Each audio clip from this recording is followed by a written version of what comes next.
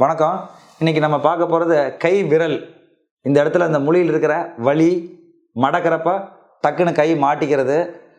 இது மெயினாக சர்க்கரை வியாதி இருக்கிறவங்களுக்கு, ரிப்பீட்டடாக இருக்கிறவங்களுக்கு வரும். இது எதனால் வருது? சர்க்கரை வியாதி மட்டும்தான் காரணமாக? இதுக்கு வேறு என்ன காரணம்? இதற்கு நிரந்தர தீர்வு என்ன? இது எப்படி உறுதி செய்வது? அதற்குண்டான நிரந்தர தீர்வு என்ன அப்படிங்கிறத பற்றி விரிவாக அந்த காணொலியில் பார்க்க போகிறோம்.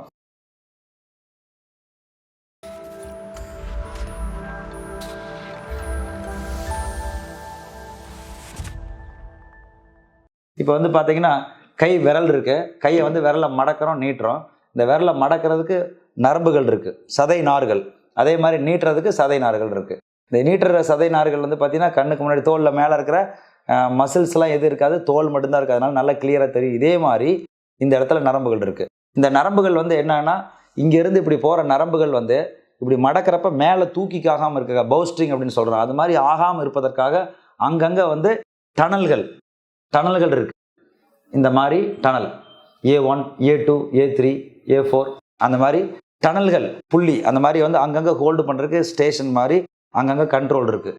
இதில் என்ன ஆகுதுன்னா இந்த இடத்துல இருக்கிற டனலில் திருப்பி வேலை செய்வதால், ஒரு வைப்ரேஷன் ஒர்க் பண்ணுறதுனாலையோ, ஒரு திருப்பி பூ கட்டுவது, டிரைவிங் வைப்ரேஷன் ஒர்க் பண்ணுறது, சிஸ்டம் கம்ப்யூட்டர்ஸ் ஒர்க்கை கீபோர்ட்ஸை ரிப்பீட்டடாக யூஸ் பண்ணுறது, இந்த மியூசிஷியன்ஸு, அந்த கீபோர்டு வாசிக்கிறவங்க, ப்ளஸ் வயலின் வாசிக்கிறவங்க, இவங்களுக்குலாம் இந்த ரிப்பீட்டேட்டிவாக அப்படி மூவ்மெண்ட் பண்ணிக்கிட்டே இருப்பாங்க.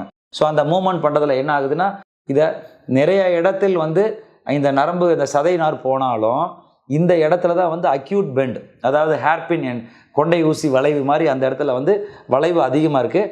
அப்போ அதிகமாக இப்படி மூவ்மெண்ட் பண்ண அதற்கு மேலே இருக்கிற புள்ளி அடிகள் ஏற்பட்டு சின்ன மைக்ரோ டேர் ஏற்பட்டு அது தழும்பா மாதிரி இறுகி அந்த டனல் என்ன ஆகுதுன்னா உங்களுக்கு பாருங்கள், இது மாதிரி இருக்கிற டனல் இவ்வளோ பெரிய டனல், ரயில்வே ட்ராக், ட்ரெயின் உள்ளே போகுது.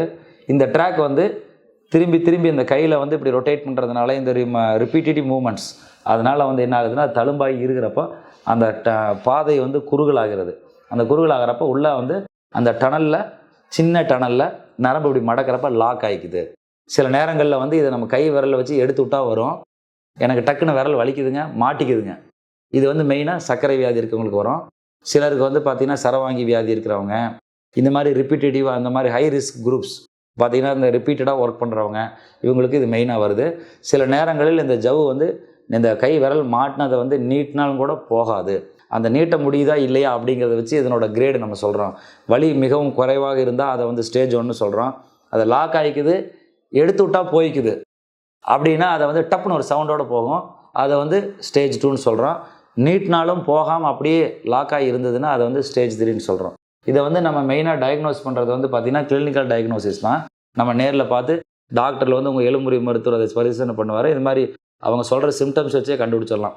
வலி இருக்கும், கரெக்டாக இந்த இடத்துல ஸ்பெசிஃபிக்காக வலி இருக்கும், விரல் என்னால் நீட்ட முடியலைங்க, டக்குன்னு லாக் ஆகிருக்குங்க அப்படின்னு சொன்னாலே இதை நம்ம உறுதி செஞ்சிடலாம். தொட்டு நம்ம செக் பண்ணி பார்த்து மடக்கி நீட்ட சொன்னோம்னா அந்த இடத்துல ஒரு உருண்டையாக மேலே இங்கேயும் போய் வரும். ஸோ அது நம்ம உறுதி செஞ்சிடணும். வலியுடன் அந்த லாக் ஆகாமல் இருந்தால் ஸ்டேஜ் 1ன்னு அதை மசாஜ் இந்த மாதிரி ட்ரீட்மெண்ட்கள் மூலமாக சரி பண்ணிக்கலாம். அந்த இடத்துல மசாஜ் பண்ணலாம், சுடுதண்ணி ஒத்தரம் கொடுக்கலாம், சுடுதண்ணிக்குள்ளே கை உள்ளே வச்சு எடுத்து நல்லா ஸ்ட்ரெச் பண்ணுறது, மசாஜ் பண்ணி வருது, இந்த மாதிரி பண்ணுவதன் மூலமாக இதை சரி செய்து கொள்ளலாம். வலி அதிகமாக இருக்கும் பட்சத்தில் வலி மாத்திரைகள் சாப்பிட்லாம், மிகவும் அதிகமாக இருக்கும்போது இன்ஜெக்ஷன் போடலாம். இதில் முக்கியமானது அவங்களுக்கு சர்க்கரை வியாதி, சரவாங்கி, இது போன்ற வேறு ஏதாவது பிரச்சனைகள், தைராய்டு பிரச்சனைகள் அந்த மாதிரி ஏதாவது இருக்குதான்னு செக் பண்ணிக்கணும். இருந்தால் அதையும் சேர்த்து இதோட சேர்ந்து வைத்தியம் செய்ய வேண்டும். இது ஸ்டேஜ் 1ல் மசாஜு, மாத்திரை மருந்துகள், அதற்குண்டான வேறு ஏதாவது வியாதிகள் இருந்தால் கூட, சர்க்கரை வியாதி, தைராய்டு வியாதி, அதுக்குண்டான வைத்தியம். ஸ்டேஜ் 2ல் டக்குன்னு லாக் ஆகிக்குது, நீட்னா நீட்ட முடியுது அப்படிங்கிற மாதிரி இருக்கிறப்ப ஓரளவுக்கு அது ஃப்ளெக்சிபிளாக இருக்குது. அப்போ அதை ஈஸியாக ஒரு இன்ஜெக்ஷன் மூலமாகவோ இல்லை ஊசி மூலமாக அந்த கெட்டியானதை கொஞ்சம் கொஞ்சமாக ப்ரிக் பண்ணி விடுறப்ப சின்ன ஹோல்ஸாக அது விரிஞ்சு கொஞ்சம் விரிவு கொடுக்கும். இதில் 45% தான் இது சக்ஸஸ் ரேட்டு. இது 100% நம்மளுக்கு வேணும். எனக்கு எப்போவுமே விளையக்கூடாது. முக்கியமாக பார்த்திங்கன்னா சர்க்கரை வியாதி இருக்கிறவங்களுக்கு ஏதாவது பிரச்சனைகள் இருந்ததுன்னு வச்சுங்களேன், அவங்களுக்கு அவ்வளோ சீக்கிரம் அதில் இந்த இன்ஜெக்ஷன்லேயோ இதுலேயோ முழுசாக குணமாகாது.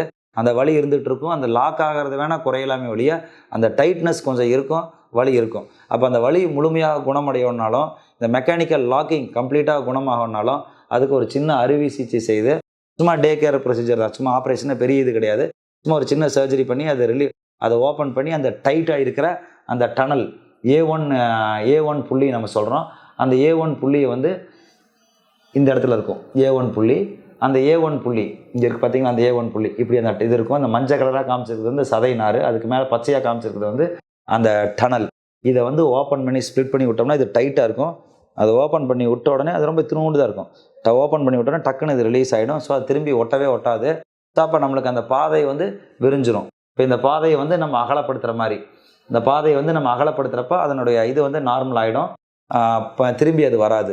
ஸ்டேஜ் 3 அப்படிங்கிறது வந்து பார்த்திங்கன்னா கண்டிப்பாக அதற்கு வந்து ஊசியோ இல்லை வந்து அந்த ஸ்டீராய்டு இன்ஜெக்ஷனோ அதுக்கு வந்து குணமாகாது. ஏன்னா அது ரொம்ப லாக் ஆகிடுது, இப்படியே இருக்குது, விரல் நீட்டம் கூட முடியறதில்லை. அப்போ அவங்களுக்கு வந்து மிக கஷ்டமாக இருக்கும். ஸோ இந்த மாதிரி இருக்கிறவங்களுக்கு கண்டிப்பாக அறுவை சிகிச்சை தான் சிறந்த வைத்தியம். அதில் வந்து சின்னதாக மினிமல் இன்வெசிவாக ஓப்பன் பண்ணி பண்ணலாம், இல்லை நல்லா ஓப்பன் பண்ணி பண்ணலாம். இதில் முக்கியம் என்னென்னு பார்த்தீங்கன்னா, எவ்வளோ பெருசாக ஓப்பன் பண்ணாலும் அது வந்து சின்ன சர்ஜரி தான், பயந்துக்க வேண்டிய அவசியம் இல்லை. அது பண்ணுனா 100க்கு 100% குணமாகும்.